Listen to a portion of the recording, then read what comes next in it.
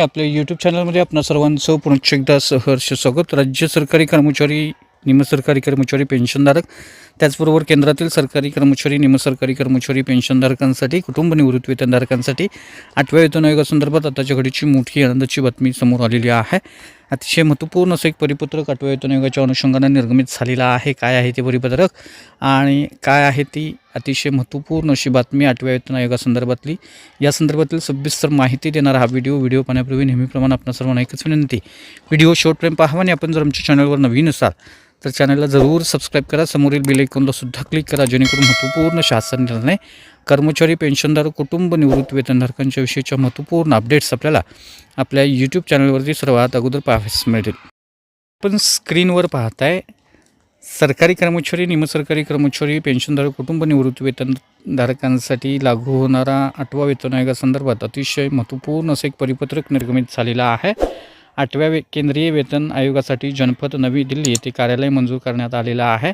राष्ट्रीय परिषद स्टाफ साईडकडून सर्व मसुदा समिती सदस्यांना कळवण्यात आलेलं आहे की 8व्या CPCसाठी निवेदन मेमोरॅडम तयार करण्याची प्रक्रिया लवकरच सुरू होणार आहे आणि या संदर्भात 25 फेब्रुवारी 2026 रोजी सकाळी 10:30 वाजता नवी दिल्ली येथे महत्त्वाची बैठक आयोजित करण्यात आलेली आहे। या संदर्भातलं अतिशय महत्त्वपूर्ण असं परिपत्रक स्क्रीनवर आपण पाहत आहे।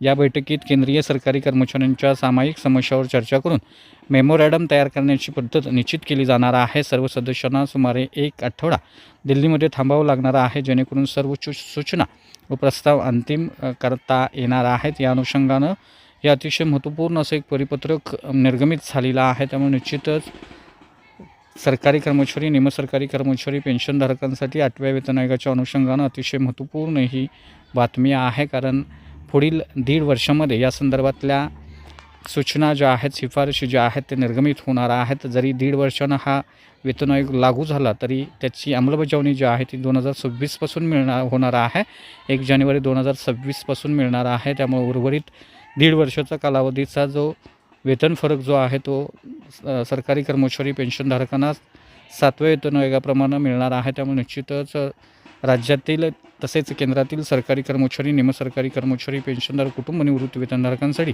ही आनंदाची बातमी आहे असं आपल्याला म्हणता येईल। तर हा होता अतिशय महत्त्वपूर्ण व्हिडिओ, महत्त्वपूर्ण बातमी। अशाच महत्त्वपूर्ण बातम्यांसाठी, रोजच्या महत्त्वपूर्ण शासन निर्णयासाठी चॅनलला जरूर सबस्क्राईब करा। आपले काही प्रश्न असल्यास नक्की कमेंट करा, या संदर्भात निश्चितच आपल्या प्रश्नांचं उत्तर देण्याचा प्रयत्न केला जाईल।